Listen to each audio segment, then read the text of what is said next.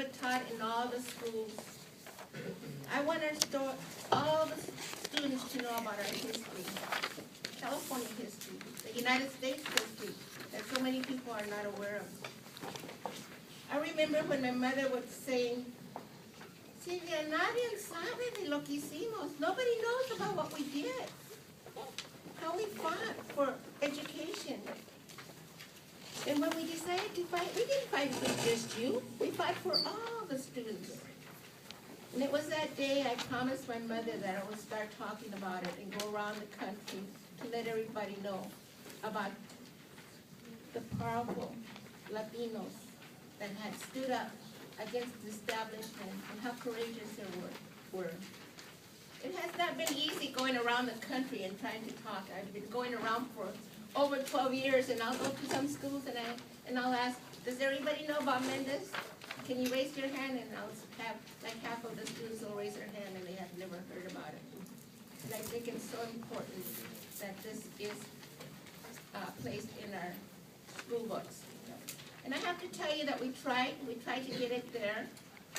And I went to Sacramento and we had a nonpartisan, they voted, the Republicans and the Democrats, and it passed, but then it got to Governor Schwarzenegger's desk and he vetoed it. So then we had to go back and we sent to the curriculum committee and they put it in the framework. And right now it's in the framework, and that means that any teacher that wants to can teach it. But we want it in the standards. We want them to teach it when they teach Brown versus the Board of Education. We think that Mendez versus Westminster should be taught. Because this case is about the Latino struggle for equal education and for basic human rights. And the case caused the desegregation of public schools in California and cities across the Southwest, and it ended segregation. And it set the precedent for Brown versus the Board of Education. But it was not just Mendez that fought the case. It was hundreds of people that joined in. And it wasn't just Latinos that came in to work on it. It was people of different ethnic backgrounds and nationalities. They all came in and it came in to help us end the segregation. And I was one of those students that they were fighting for, among 5,000 other Latinos. Well, we all know that we do have segregation now. We have what we call de facto segregation. The difference from de jure segregation and de facto, by de jure means that by law you cannot be segregated. De facto is caused by so many other evils, and we won't go into that today. Well, you saw in the video, and I just passed out a handout and a timeline, and it tells you about my mother and father and how we all went to, how they took us to the school, and how we were denied entrance, and how my parents became very upset. And I remember playing, and all of a sudden in the room, and all of a sudden my tia says, "Ya nos vamos." And I remember how I had gotten dressed all day and was so excited to go to that school. And I was so excited, I was only 8 years old, and I wasn't thinking about equality and segregation. All I wanted was to go to their playground. They had the most beautiful playground. They had swings, they had Peter Tower, and that's what I was thinking of. Not about what they were fighting for. And you saw in the video how my father became very upset and how he hired the lawyer. And it wasn't just him, it was other families. It was a Guzman, Palomino, Estrada, Ramirez, and Mendez that are the plaintiffs in Mendez versus Westminster. And it was a Jewish lawyer that helped them win the case. So you see that on the timeline on February 18, the court finds in favor, and then the school board says, just because the Superior Court says we're going to integrate, we're not going to do it. So then they had to go back to court, and then they fought again, and then they won. I remember going to school, to court every day during that time, never quite understanding what they were fighting for. You know, I was 8, then I was 9 when we finally went to court. Always thinking, I'm going to get to go to that beautiful school. Never thinking of exactly what they were fighting for. You saw that we went to the farm because the Japanese had been interned. Well, they come back, and we go back to Saniana. And it was during the time when they were still in trial. It was during the appeal. And my father tells the superintendent, I'm going to take my children to the white school no matter what. And they called the school and they said, Mr. Mendez is bringing his children here. So the teacher, when I walked in, was really nice. She said, okay, students, say hi to Silvia. And everybody said, hi. And I said, hi. I was so excited. It wasn't until the school bell rang. The school bell rings, and we go out to play. And then this little white boy comes up, and he says, you Mexican, what are you doing here? Don't you know that Mexicans don't belong here? Who allowed you to come here? You can't believe what I did. I started crying. I started crying, and I couldn't believe he was saying that to me.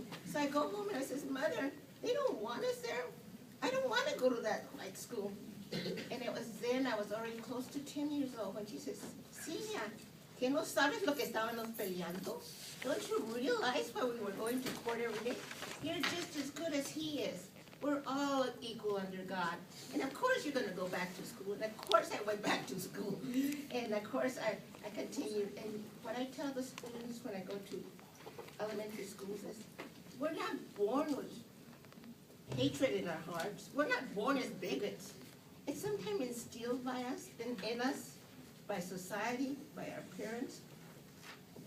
Because before you know it, all the kids were being nice to me, and I was being invited to the parties, and I grew up going into integrated schools, and had friends of all nationalities. I went on and became a registered nurse. I worked for 33 years as a nurse, and it wasn't until my mother was very sick that she asked me, she was telling me about que nadie sabe de este caso, y es tan importante que todos los latinos sepan, because you hear this how parents, Latino parents don't care about their kids going to school, and that is so untruthful, because this case proves it, how they were fighting, because they knew that education was going to get them to have a successful life. And since 1946, and all through the years, we have had so many Latino groups that continue to fight right now. And now we have Mecha. And you students are the ones that are going to continue the fight for us. Because we have fights right now. We have so much going on. We have the DREAM Act that hasn't really been fulfilled. We have the immigration that Obama's working on, and we're praying that it comes through. We have so many struggles. We have students right now, so many students that are dropping out of school, that are not taking advantage of living in this wonderful United States where anybody can go to school. So it's students like you that are going to go on to college, going to graduate from high school, go on and fulfill your dreams and become engineers, doctors, lawyers. And then you have to come back, like she was telling me, Lecha comes back and gives back. And that's what I'm expecting from you. So I am so proud of you that are here today. Well, you saw in the video, and you see in the timeline how my father died, and he died before, during the time when nobody knew about Mendez. So when I received the Medal of Freedom, I said to my father, Dad, this is for you, because I knew it was for him, because nobody, like I said, had ever thanked them for what they did. Well, I am so grateful to be a Latina here in the United States, where I have my culture, I can speak my language, I can eat my favorite tortillas, quesadillas. And so we are here to stay right now. I just heard on the news this week that the Latinos, I know that we're the majority of all the minorities, but in California we have just hit it where we are the majority of all the people, not just Latinos. The Latinos are the majority of all the people here, of all the nationalities, white, Japanese, all the nationalities. So what is it? So what do we have to prove? We have to prove that we were going to go to school, we're intelligent, we can do it, and we're going to be professionals, we're going to be lawyers, we're going to be politicians, and that's why I go to schools. I go to schools to talk to students, to tell them, que sí se puede, ¿verdad? Es lo que dicen, que sí Sí se puede.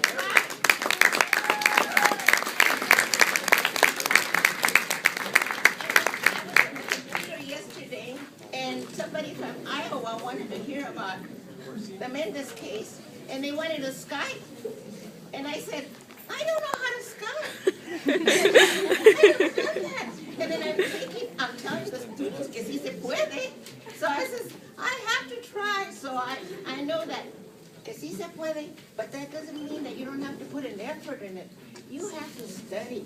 You have to make up your mind. You have to have your goals. And there are people that will tell you that you can't do it. And you're not going to allow them to tell you that. Raúl Guerra states, some see Latinos as supplements, not decision makers. They see us as consumers, not as producers. They see us as lawbreakers. They see Latinos as lawbreakers, not as law enforcers. They see us as tax expenditures, not tax contributors. And I tell you, and you are the ones that have to change that stereotyping, because we see it every day in the movies. We see it on TV where they have us as maids, where they have us as gardeners. No, we are powerful and we can do it. We have to do it, but you have to stay in school. You have to go on to college. You have to get your degree. You have to decide. You have to focus.